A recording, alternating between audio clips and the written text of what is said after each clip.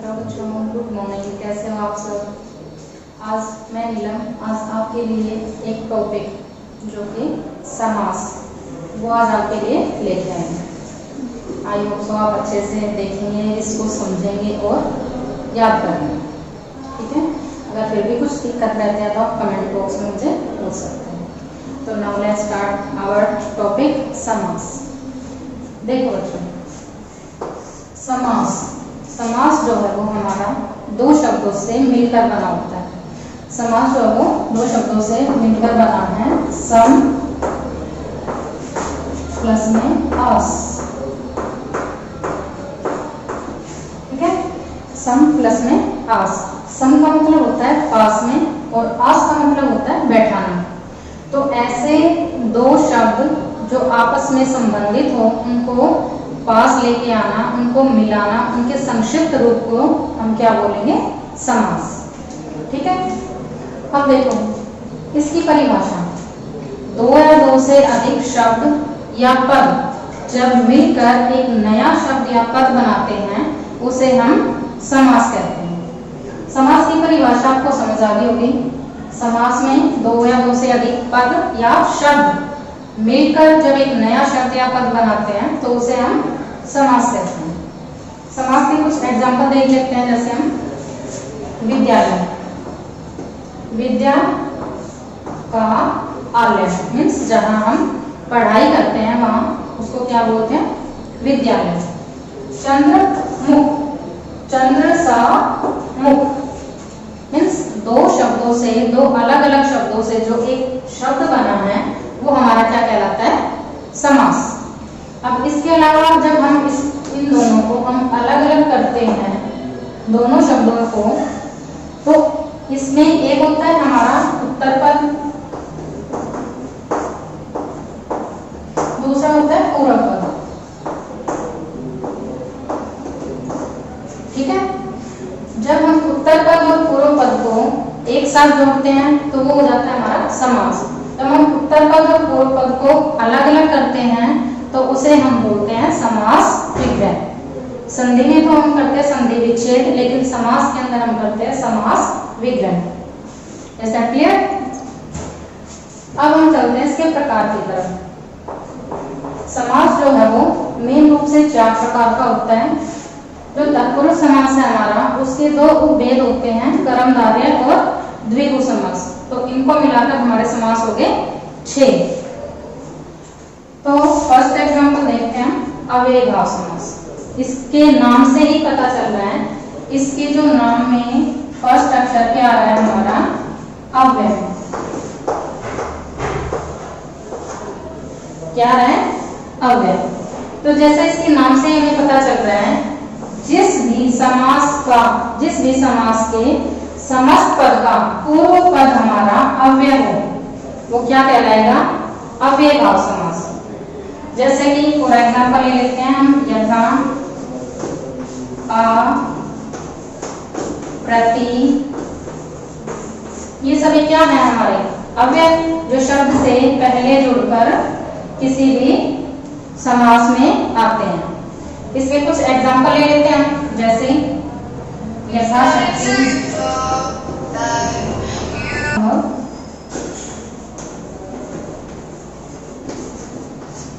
आजीवन, भरपेट, ये सभी क्या है हमारे? अव्ययीभाव समास। क्योंकि इन सभी में क्या है? इसमें क्या है? यथा लगा है, अव्यय है, इसमें भी हमारा अव्यय है, इसमें भी हमारा अव्यय है और इसमें भी हमारा अव्यय दिया हुआ है। तो इन एग्जांपल्स को अगर हम उठाते हैं तो इनसे हमें स्पष्ट पता चल रहा है कि ये अव्ययीभाव समास है। इसके बाद हम चलते हैं तत्पुरुष समास में। तत्पुरुष समास में क्या होता है? इसमें विशेषण पाया जाता है। क्या पाया जाता है? विशेषण। इसके अंदर हमारा विशेषण पाया जाता है। तत्पुरुष समास का दूसरा पद हमारा प्रधान होता है, लेकिन पहला पद गौण होने के नाते दूसरा पद की विशेषता बताता है। ठीक है, तो इसके अंदर तत्पुरुष समास के अंदर हमारे क्या मिलते हैं? कारक। तत्पुरुष समास में कारक की विभक्तियों का लोप हो जाता है। ठीक है, तो कारक के अकॉर्डिंग देखें तो तत्पुरुष समास के जो है वो 6 तत्पुरुष समास होते हैं हमारे। ठीक है, फर्स्ट हो गया हमारा कर्म तत्पुरुष, करण तत्पुरुष, संबंध तत्पुरुष, अधिकरण,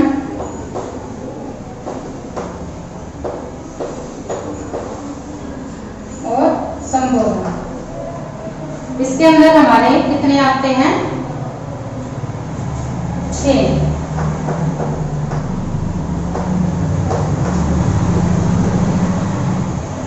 एक और कौन सा रहेगा बच्चों? अपादान। ठीक है, इसके अंदर हमारे 2 कारक नहीं जोड़े जाते हैं, सामने देखते हैं चाहिए। 2 कारक नहीं जोड़े जाते हैं इसके अंदर। ठीक है, बाकी 6 कारक जो हमारे वो तत्पुरुष समास के अंदर आते हैं। ठीक है, तो इसकी विभक्तियां आपको पता ही होगी। कर्ता ने कर्म को, करण से, संबंध का की, अधिकरण में पर, संबोधन ए अरे,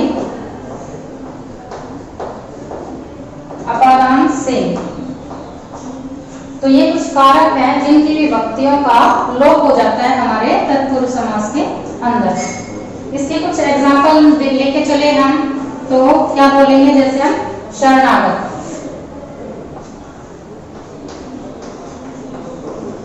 शरणागत, शरण को आगत। इसके अलावा करण तत्पुरुष का अगर हम लेके चले तो भूखमरा, भूख से मरा। ठीक है, ऐसे हम एक एक एग्जाम्पल लेके चले तो इसमें जो है जब हम इसका समास विग्रह करते हैं तो इसकी विभक्तियों का बाहर निकल के आती हैं। जब हम इसका समास करते हैं तो इसकी विभक्तियों का लोप हो जाता है। Is that clear? अब आगे चलते हैं हम कर्मधारय समास। कर्मधारय समास जैसे कि नाम से हम श्योर है, कर्म को धारण करने वाला।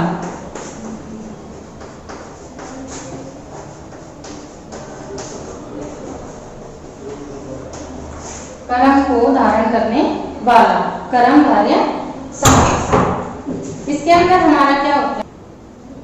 कर्म को धारण करने वाला। ठीक है, इसके अंदर जो कर्मधारय समास होता है वो कर्म को धारण करता है। इसके अंदर 2 पद होते हैं, उत्तर पद और पूर्व पद। एक उपमान होता है, एक उपमेय होता है, एक विशेषण होता है, दूसरा विशेष्य होता है।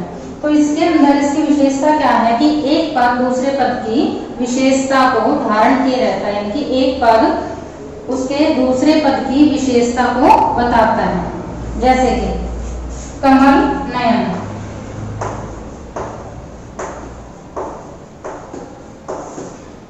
मीन्स इसमें क्या बताया गया है कि नयन जो है वो कैसे है? हमारे कमल के समान। कमल नयन, कमल नयन कैसे हमारे कमल के समान। नील गाय, अब यहाँ पर गाय की विशेषता बता रहे हैं। गाय हमारी कैसी है? नीली। ऐसे ही नील गगन, गगन कैसा है? नीला। तो ये आपको समझ आ गया होगा कि कर्मधारय समास जो है वो एक पद दूसरे पद की विशेषता को बताता है। इसके बाद आता है हमारा द्विगु समास। द्विगु समास में भी आप देखोगे तो इसके नाम में ही इसका अर्थ छुपा हुआ है। ठीक है, द्विगु मीन्स द्वि मीन्स 2। द्वि का क्या अर्थ होता है? 2, और 2 क्या है? हमारा संख्यावाची शब्द है। तो संख्यावाची शब्द होने के नाते इसके डेफिनेशन भी कुछ इसी तरह से आएगी। जिस समास के पूर्व पद, जिस समास में समस्त पद का पूर्व पद जो है वो संख्यावाची हो, वो आपका क्या कहलाएगा? द्विगु समास। अब द्विगु समास के कुछ एग्जाम्पल लेके चले तो नवरात्र, नवरात्र मीन्स 9 रातों का समूह। अब 9 में क्या आ गया हमारा 9 क्या है हमारा संख्यावाची शब्द है। ऐसे ही चौराहा में भी क्या आ गया हमारा 4 राहों का समूह। तो बस हमारा क्या आ गया 4 क्या है हमारा संख्यावाची शब्द है। तो इसको अगर हम लेके चले तो 4 हमारा संख्यावाची शब्द हो गया। ऐसे कुछ एग्जांपल और देखें हम, ठीक है। त्रिलोक,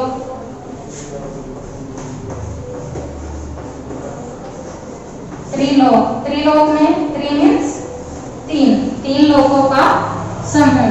पंचवटी, 5 वटियों का समूह। ऐसे ही कुछ एग्जांपल अगर हम लेके चले तो जिसमें भी हमारा पहला शब्द संख्यावाची आए वो हमारा होगा द्विगु समास। उसके अलावा अब आ जाओ हम बहुव्रीहि समास। अब बहुव्रीहि समास के अंदर देखो, इसमें कोई भी पद प्रधान नहीं होता, कोई भी पद प्रधान नहीं होता है इसके अंदर, ठीक है। इसके अंदर कोई भी पद प्रधान नहीं होता है, बल्कि कोई तीसरे पद की विशेषता को बताते हैं, ठीक है। जैसे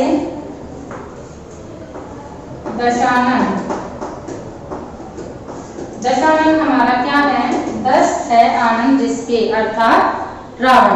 किसको बोलते हैं हम दशानन? रावण को। ऐसे त्रिनेत्र, त्रिलोचन,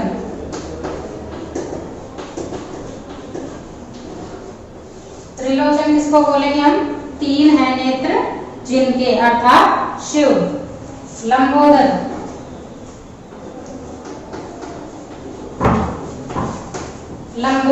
लंबा है उदर जिसका, अर्थात गणेश, ठीक है। तो इसमें ये इन्हीं की विशेषता मैं बताकर किसी थर्ड पर्सन की विशेषता को बताते हैं, मीन्स किसी तीसरे की विशेषता को बता रहे हैं, ठीक है। अब देखिए द्वंद्व समास। द्वंद्व समास में भी ऐसा ही है, उसी के नाम में ही उसका अर्थ छिपा हुआ है। द्वंद्व का अर्थ है दोनों। क्या अर्थ है? दोनों, अर्थात जिसके दोनों पद समान हो, उत्तर पद भी और पूर्व पद भी जिसके दोनों पद समान हो, वो क्या कहलाता है? आपका द्वंद्व समास। अब द्वंद्व समास में एक आपका योजक चिन्ह मिलता है, आपको समास के अंदर योजक चिन्ह मिलता है, जिसको हम और तथा, जब हम समास का विग्रह करते हैं तो योजक चिन्ह को हटाकर हम और तथा का यूज करते हैं। जैसे माता पिता, तो हम इस योजक चिन्ह को देखो, माता और पिता दोनों हमारे पद जो है वो समान है, ठीक है। जब हम इसका विग्रह करेंगे तो माता और पिता,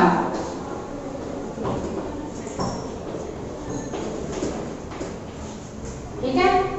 दो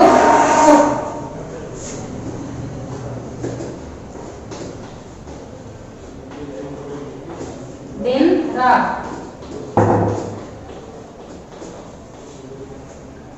तो कुछ एग्जाम्पल इसके मैंने लिखे हैं, आपको स्पष्ट दिखाई दे रहा है, ठीक है, कि इसमें दोनों पद जो है वो समान होते हैं और बीच का योजक चिन्ह हटाकर हमें और या तथा का यूज करते हैं, ठीक है। आपकी एक परेशानी और दूर कर रही हूँ मैं इसमें, ठीक है। कई बच्चों को परेशानी होगी, इसलिए मैंने इसमें भी कुछ एग्जाम्पल ऐसे ही लिखे हैं और इसमें भी कुछ एग्जाम्पल ऐसे ही लिखे हैं। अब आप बोलोगे मैम आपने अभी तो बोला था कि द्विगु समास में कोई भी शब्द आपका जो संख्यावाची हो वही द्विगु समास में आएगा। अब आपने बहुव्रीहि में भी संख्यावाची शब्द लिख दिए, तो आपने ये इसमें क्यों नहीं लिखे? आपको ये डाउट तो होगा, ठीक है। अब वो डाउट मैं आपका अभी क्लियर कर रही हूँ, ठीक है। ये देखो, ये है आपका नवरात्र, 9 रातों का समूह, इसमें कोई तीसरा पद हमारा निकल के नहीं आ रहा। 9 रातों के समूह को हम क्या बोलते हैं? नवरात्र बोलते हैं। ठीक है, तो इस वजह से हम इसको नवरात्र कह रहे हैं। इसमें देखो दशानन 10 संख्यावाची तो इसमें भी है, लेकिन इसको हमने द्विगु समास में क्यों नहीं लिखा? इसको हमने द्विगु समास में ना लिखने का मैं कारण अभी बता रहा हूं। देखो दशानन 10 है सिर जिसके, अर्थात रावण। तो वो जो दशानन है वो हम किसके लिए यूज कर रहे हैं? रावण के लिए। उसमें हमारा थर्ड जो पर्सन आता है जिसकी हम विशेषता बता रहे हैं यहाँ पे, उसका मीनिंग अलग निकलता है। अगर जिसका कोई थर्ड पर्सन की विशेषता आए, ठीक है, थर्ड पर्सन की, तो थर्ड पर्सन की विशेषता को बता रहे हैं तो वो हमारा बहुव्रीहि समास के अंदर ही आएगा। अगर हमारा सिर्फ विग्रह हो रहा है और उसका कोई थर्ड मीनिंग नहीं निकल रहा है, किसी तीसरे पर्सन की विशेषता नहीं बता रहा है उसके अंदर, तो वो आएगा आपका द्विगु समास के अंदर। ठीक है, आई होप सो आपको मैंने जितना बताया है आपको समझ आ गया होगा। अपनी बुक उठा के देखना, आप कुछ एग्जाम्पल उठाना, उसके अंदर आपको एग्जाम्पल दिए होंगे समास के बहुत सारे। ठीक है, जैसा मैंने बताया है उस तरीके से आप अगर समास को पहचानोगे एग्जाम्पल के थ्रू, ये कौन सा समास है, ये कौन सा समास है, ये कौन सा समास है, तो आपको वो चीज क्लियर हो जाएगी, समझ आ जाएगी। इसके बाद भी अगर आपको कुछ प्रॉब्लम है, कोई डाउट आपको लग रहा है, तो हमें कमेंट बॉक्स में अपने व्यूज बता सकते हैं। Thank you.